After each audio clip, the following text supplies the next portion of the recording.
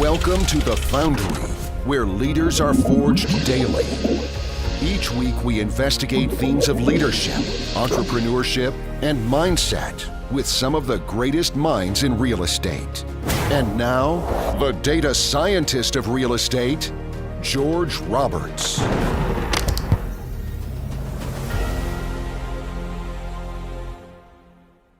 Welcome back, investors. Today, I have the pleasure of interviewing Divya Smith, founder of Ascending Avenue Investments. Divya is focused on multifamily properties with the goal of improving the lives of those who need a place to call home. Currently invested in multiple deals with $95 million assets under management and 516 units in Arizona and Texas, Divya has an extensive corporate background and has worked in multiple Fortune 100 companies in executive leadership roles. She brings the same rigor, leadership mindset, and execution abilities that helped her be successful in the corporate world into real estate. Her goal is to help busy professionals build a passive income stream through real estate that allows them to build financial freedom and focus on what matters to them the most. She currently resides in Dallas with her husband, Aaron, and her two boys, aged 11 and 9. Well, that's a mouthful, and that's also a handful. So you got two boys, huh? I do. They're really fun. They're at the perfect age at this time, and it just couldn't have been a better transition for me to kind of move into the space at this age. I love it. So my boys are 15 and 17, and I do remember, 10 and 11 as being more perfected times. Love their mom, love their dad. Things are easier. Exactly. All right. Exactly. They don't have more favorite people outside of just us at this point in time. All right. Awesome. All right. Well, anyway, usually we kind of jump into the real estate first, but I love the personal angle. It's beautiful. I mean, we are human beings first. So what I'd like to do is I'd like to start by giving people an opportunity to get to know you better. Divya, when you are at a cocktail party, how do you answer when people ask the question, what do you do? So my goal really is to help people kind of achieve dreams of their life by being financially stable and being able to find free time that they would love to spend, however they like, whether that be with their family, kids, or doing their passions. Yeah, that's huge again, and that's why I love the personal angle. I mean, isn't that really why we're here after all? Because we do have this personal life and we want to find better ways that we can fund that, finance that, and find the time to do all of those amazing things. So I know you're in multifamily. I think it's a great and wonderful asset class, but I'd like to ask you about markets. A lot of people invest out of state, but you're investing in your backyard in Phoenix, Arizona. How do you feel about that market? Are you do you feel like it's overheated? Do you feel like maybe it's not overheated? Are you looking to continue investing there or take it wherever you want to go from there? Yeah, so I started out investing passively actually in Arizona. So that was a good place to start out with when I invested there about 2 years ago. Now I have shifted my focus in DFW market, which is where I live. And that's been really incredible for me to be able to drive to these properties, to be able to check out the neighborhood. One of the things that I always look for in a property, even before I would look at if it's good from a money perspective, is would I want to walk that property at night and feel safe? So for me, location is just really important. And I want to invest in places where I feel the communities will grow and thrive and feel safe. So that tends to be one of my, sticking point for a space. Now, the other aspect you asked around Dallas is it is a really growing market. So I moved from Minneapolis to Dallas almost 5 years ago. And since then, my own personal home has jumped, 60% in value. And that's just kind of a quick preview into how good the DFW market is. The other thing is there's about, 1 million people moving here every decade. So that's about 100,000 people every year to Texas. It's a huge number. And I think there's a reason why the boom continues to happen in Texas market, specifically in DFW market now. Yeah, that's huge. Yeah, it's seen some major growth and definitely something you have to ask in the Midwest, and our markets have appreciated much more slowly. All of a sudden, people are looking at the Midwest and saying, "Hey, you guys are growing faster than us in many cases." So Definitely like to get into why people choose their markets. I think that's huge. Now, I believe also, okay, you talked about the importance of giving people a nice place to live. And I think that's huge because you can look at this just as a financial transaction and say, hey, we're just going to make some great decisions here. We're going to grow your money. But it really comes down to people. If you're not doing a good job on operations, you're not doing a good job. Agreed. Couldn't agree more. And just the way you mentioned it, right? The operations are really important, but kind of building that sense of community. This is the space people are spending a lot of their time. They are raising their families, they're coming home from work, and they really want to feel welcomed in that community. So kind of taking care of that property, operationally making sure it's sound.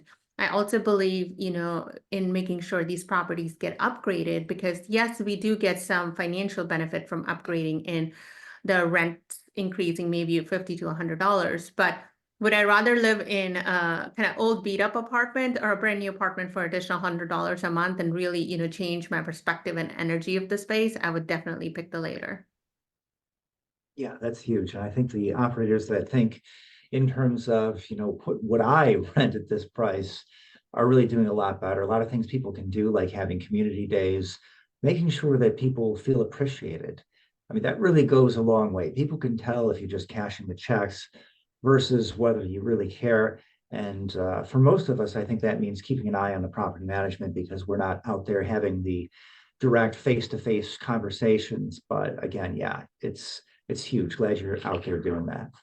Yes, I couldn't agree more. One of our goals is at each of our properties to make sure we are doing one event a month. So whether that be for Halloween, we are passing out candy, a little bags of, trinkets and things to the kids, whether that be for Thanksgiving, just giving them like a morning breakfast, a to-go breakfast. So something or another, always it's fun to kind of bring that whole community together. Yeah, Halloween, Thanksgiving, two great holidays. I say great, I mean they are great, but hanging a little bag of candy on the door for Halloween is huge. Huge. And I know that for let's see, what was it, Thanksgiving, we hung these, they're just little pies. But you know what? You pay, one or a few bucks for a little pie, tart size, but people feel like, that's awesome. Then they've got some pumpkin pie even though they didn't pick it up from the store. Yeah, really good stuff. Great stuff. Love that. I mean, people walking away with a smile on their face first thing in the morning. I mean, can't ask for anything more. That's perfect. Yeah. And another thing that I like about your career, your history, I came from data science. Before that, I was a bioscientist. Both have that tech background. A lot of people come to real estate these days. It is a great place to be. And they want to leave their current career, but then they feel like, oh my goodness, I've got no experience in my new field. So, I mean, you were not just in tech, you were a tech leader. I'm sure that leadership transferred very well, but I want to hear you tell your story. Tell us, how did you figure out how to repurpose that background into real estate? Absolutely. So, in most of the leadership roles, you are responsible for three major things, which is talent, systems, and process. Now, in all of that, if you think about talent, it's finding the right people, right talent. In real estate, it is finding the right partners, the right sponsors, the right property management team, company.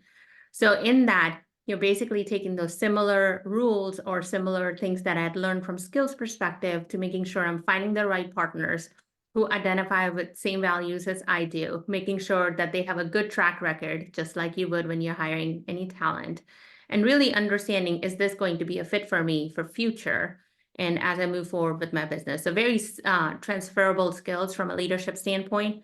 The other thing is making sure that we have the right organization, the process, in place. And in any leadership roles, the goal is really end to end to look at, do I have the right processes in place for my team to really excel and make sure they are able to deliver what was promised? So comes along a project plan, comes along the right systems, and it kind of transfers the same thing into real estate. We usually establish a project plan ahead of time, making sure, here's our promised returns, here's what we plan to do with the property, and really then executing and making sure we have the right systems in place to be able to deliver those outcomes that we had set initially to achieve. Yeah, that's huge.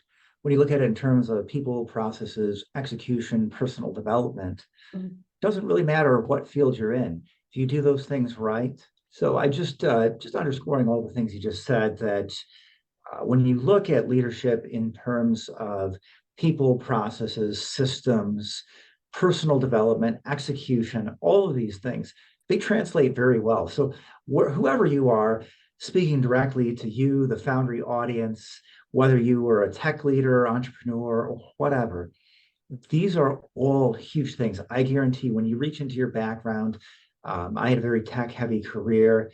I'm a little lost, exactly how do I repurpose myself? But I love data. I love teaching people. I was in academia. That was an opportunity for me to get to learn to love really just connecting with people, helping them develop in different ways. I got to supervise a couple of scientists in a great big project in academia where we discovered thousands of protein interactions. When you look back at your career like that, I don't care what you did, I guarantee there's more of a connection than you realize. And I know my wife and I, we spent just maybe 90 minutes one day brainstorming. I spent hours.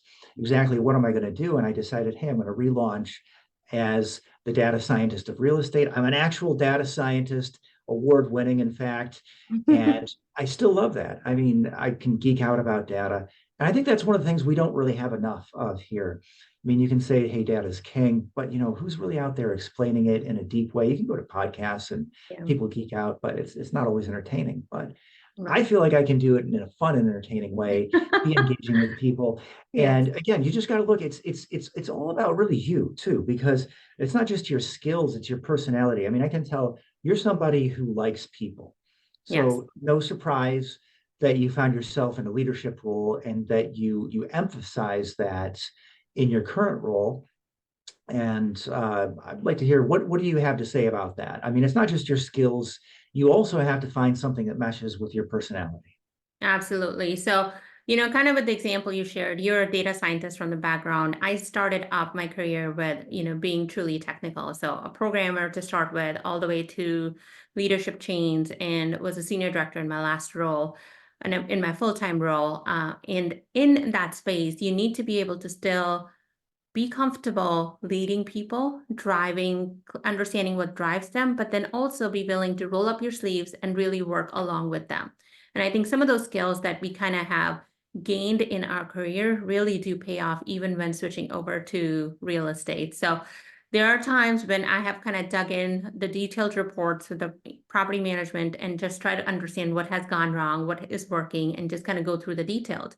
Other times, we would be interviewing some of these vendors we're going to work with, the partners we're going to work with. So all of those skills really do lead up to kind of building the well-rounded role that is required from a real estate perspective, specifically for my case, the multifamily syndicator.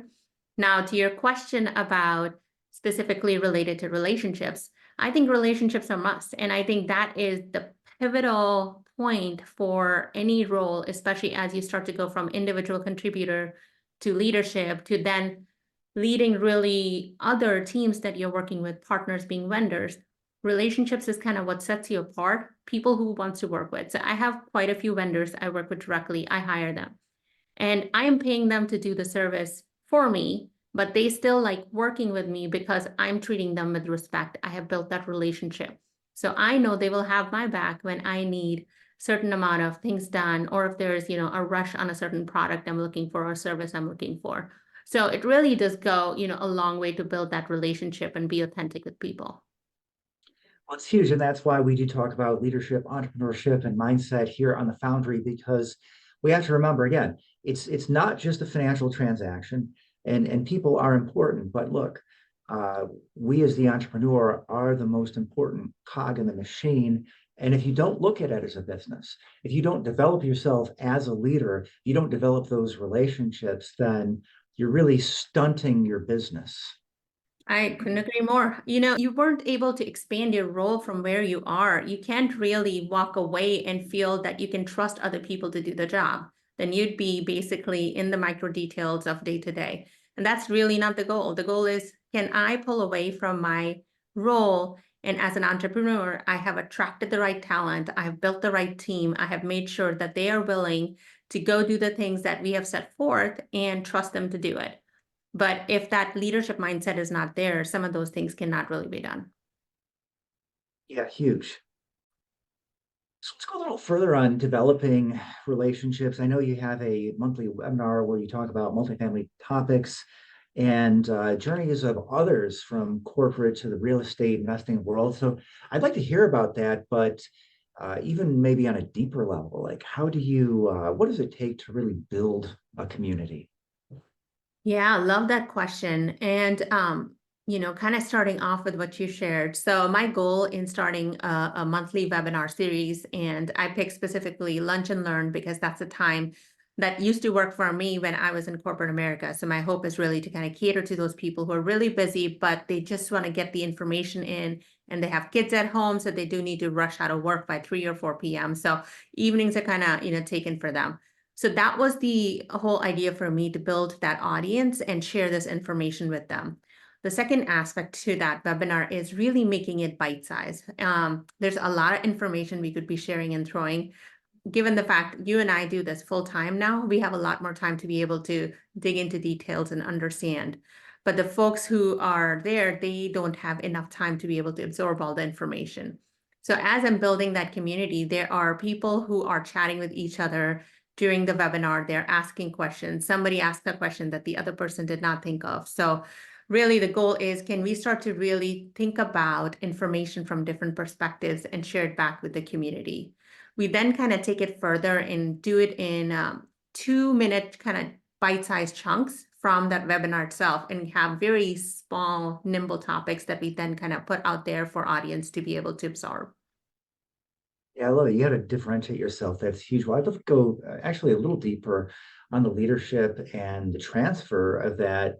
One of my observations is that corporate leadership and being a leader as an entrepreneur, because you really are a leader, visionary, and doer, at least at first, that I'd love to hear about what translated well and what you feel like maybe didn't translate as well. What did you have to sort of relearn or retool as you became an entrepreneur, running maybe smaller organizations, but taking more of a, say, visionary role as opposed to being, maybe a smaller part of a very large machine? Yes. So George, exactly how you said it, right? So having gone from big roles, I had teams of upwards of 50 to 100 people reporting to me. So from going from that at times to then being your solopreneur, your entrepreneur, the person who's not only has the vision, but also has to execute. I think that transition is the hardest. So there are days, there are weeks where I am, setting up the brand new business. It's taking me 60, 70 hours a week, but there's nobody else who can do the work. So that's the spot where the mindset and the shift in that mindset really helped, is understanding you are the doer, you are executing on tasks, but you also need to figure out what works the best from keeping that energy with you in order to continue to succeed long-term. Yeah, and that's huge. Every leader goes through it. The question of when to delegate, what is my highest and best use of time. Those are huge. And I really respect you. I mean, you're somebody you've not only had that corporate leadership role where you had 50 to 100 people reporting to you, but then you also are able to execute in a very different leadership environment of running your own show. Not a lot of people have done that. One of my observations is that, there are a lot of people that, maybe they do have some of that leadership talent, but really just don't like the corporate environment. And maybe if you're out there and you're kind of nodding your head and you're saying like, man, that kind of resonates with me, maybe you're an entrepreneur. Because Continue to get bigger. So I've worked, my majority of my career has been in Fortune 50 companies. So really big, large companies.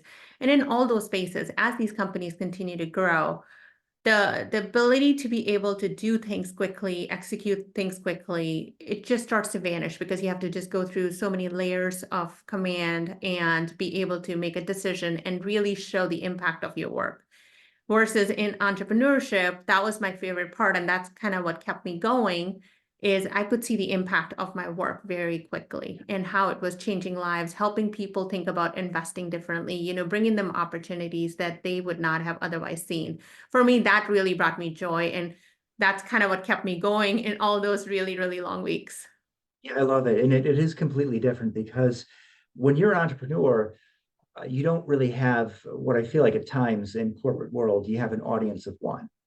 Right. If boss doesn't like your idea, it doesn't go forward. But in entrepreneurship, you take it to the market. And I feel like if I stand or if I fall, it's not one person judging my work. I get to go out there, I get to stand on the world stage, and people either they follow, they like what I have to offer in the market, or they don't. You still get to pivot, but it's just a very different feeling to be the captain of your own ship as opposed to being a leader in an organization. Love that. Love that, George. And, you know, just to add to that, I think that's the beauty of entrepreneurship because you, in corporate environment, or when you have only one boss, like you said, it's one perspective versus when you share it with a broader world, it's multiple perspective and people are sharing, commenting, saying things from a different point of view. Not only is that good for you to kind of learn from, but it also helps you become a better leader because now you're getting multiple perspectives on top of each other. So I think it's a win-win to be in that entrepreneur space. Yeah, cool. It is great. And I'm a bit reminded of I think it's, oh gosh, I'm going to get this wrong now, The Agile Startup by Eric Ries. But I think you've probably read it. Many people have. It's very commonly read, widely read book. It's a great one too, because I mean, the idea is, in entrepreneurship particularly, and companies do this too, they try to be as agile as possible. Everybody talks about entrepreneurship, but, how do you get out there and find out whether your idea is right? So many people, they want to perfect it, right? They go to the market and then they see, well, this is not exactly what people are looking for. Now, it doesn't usually work like that in real estate. I like to say, hey, we're not starting an electric car company here, right? We're providing housing, everybody needs it. This is the sort of thing where you can sort of turn the crank. It's very easy to scale. But at the same time, we have the same problem in real estate. I mean, the real pinnacle of real estate is development. And those developers, they really go out there. If anybody is out there developing with a vision, when you're out there in construction, you're building something which almost by definition, well, it doesn't exist or we don't have enough of it. And it's just as wrong to be ahead of your time as it is to be behind your time. You have to find what is the right idea for this time. And I really admire developers. We have developers in my family. My sister is running the family construction company along with my brother-in-law right now. And I think it's really exciting. But anything you want to add or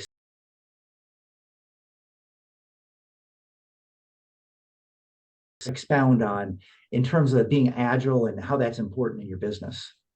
Couldn't agree more from, being able to iterate, right? So agile and agility kind of in this whole process of real estate.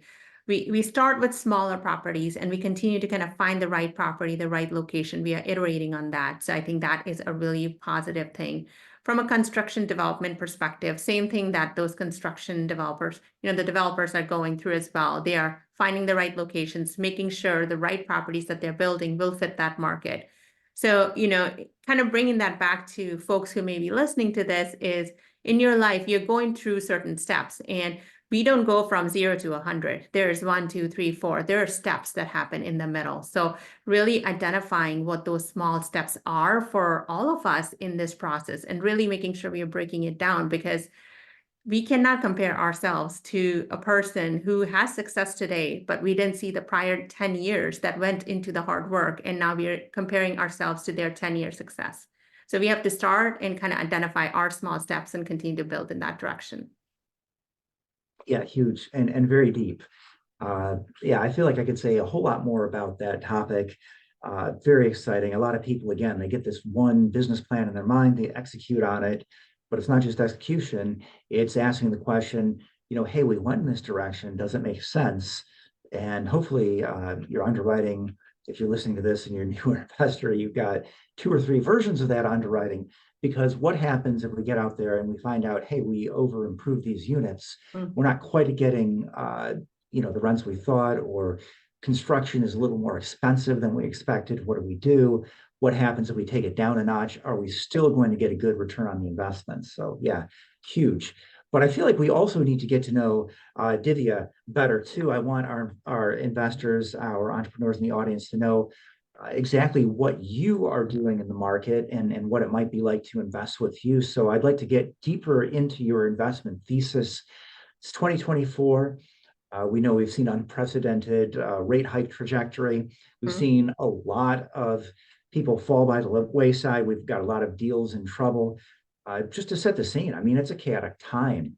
What are you doing starting from underwriting through operations to protect your investors? Absolutely. Couldn't agree more. This is a tough time in the market. And one of the things that we are doing in our deals is making sure we are going with that fixed interest rate debt. So that is something that we have pivoted ourselves to kind of do. The other aspect is being very clear about having a property management team that we are working with, the construction team that we are working with. So really a vertically integrated team that we are working with where we can squeeze out those margins and really bring it back to the investors. You're absolutely right. It's very hard to find deals in this market. So continuing to kind of look through those. I actually am working on one right now. So that's been an incredible experience, but it did take us a little time to find that and really making sure the numbers work. So, for example, an assumption that we looked at, say, last year or a couple of years ago was the rent increase and the growth increase for rent. We were looking at a little bit higher percentage, but looking at the market now and where we are headed, maybe making sure that we are a little bit more, conservative about that percentage that we are looking at. So that's just being one example of, different aspects that we are looking at to make sure that we're protecting our investors. Yeah, I love it. Pivot. I'm hearing pivot in terms of what sort of debt you're looking at, what sort of assumptions are reasonable at one time versus another. Yeah, huge. These are all, super things to keep in mind. And I hope that, again, our younger underwriters are thinking about those things. And, I have to say that, if it's a bad time to find deals or a difficult time to find deals, it's never a bad time. That it's a great time to sort of build your name. And, obviously that's what we're doing today. I'm doing that with the Foundry podcast. We've gotten this to number 13 on the FeedSpot list. And I guess I'll take this as a moment to have a word from our sponsor. So if you're enjoying this, if you're getting some value, I know I'm getting a lot of value from talking to Divya. I mean, it's no secret. I do this for selfish reasons. I'm doing this to meet new investors and to bring people into my company. But the quality, the warmth of the relationships that I make in a 1 hour conversation, it beats the tar out of anything other than, I would say, maybe going out to a conference and meeting people in person. So if you're watching this, you can scan the code here. Join us on YouTube, Data Scientists of Real Estate. I love making this fun, and I love bringing amazing content to you. People like Divya Smith. So again, thank you, and we're going to continue the interview. But I mean, I want to thank you for what you've shared with our audience so far. And again, yeah, make sure that you take the time to reach out to Divya if you've got some value from this, and/or subscribe. So yeah, a lot of, I think, newer investors maybe not considering all of those things. You got to be ready to pivot on multiple levels. It's always, I like to say, the black swan that gets you.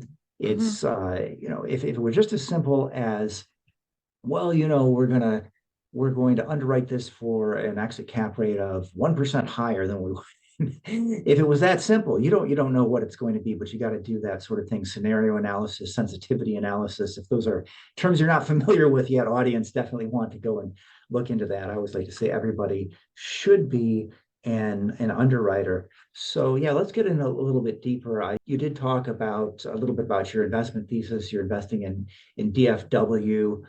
You're doing a lot of different things to protect your investors. Anything you want to add? Like, what are you doing now to make sure that these deals make sense and that you're able to pilot these safely into shore? Yeah, so, a couple of things I would add to that is just really making sure we are adding value to these properties that we are purchasing. So there is a decent amount of leverage that we can gain from the forced appreciation that we would get from updating these properties, interior and exterior. So we do look specifically for that. We also look for making sure the current property itself, where the rent's at for that property, so that once we do update, do we have room to be able to increase those rents appropriate to the market rate and kind of comparables around the property as well. So those are the two things I'd add. It is still difficult to continue to underwrite. And, one of the things he had shared with kind of the underwriters and folks who are newer in investing is, as you continue to underwrite, one piece of advice or just thought I would share is really think about why you're doing what you're doing. Because day in, day out, it can be a grind, especially right now when you may be looking for your first deal. So think about, why are you doing what you're doing? That purpose, that why will really continue to drive your energy to want to keep going out there and looking for new deals. That's awesome. And you know what? I want to make sure that everybody has an opportunity to get in touch with you. I think this would be a great place to end the first segment. So if you want to reach out to Divya Smith, email, carrier pigeon, website, what's the best way to get in contact? I am on LinkedIn pretty often, so would love to get connected with you on LinkedIn. But yes, please email me as well if you want to get connected. It's Divya, DIVYA, @ascendingavenue.com, or my website, ascendingavenue.com. So you should be able to find information about me there as well. All right. Thank you so much for taking the time to share your knowledge and experience with our audience. Absolutely.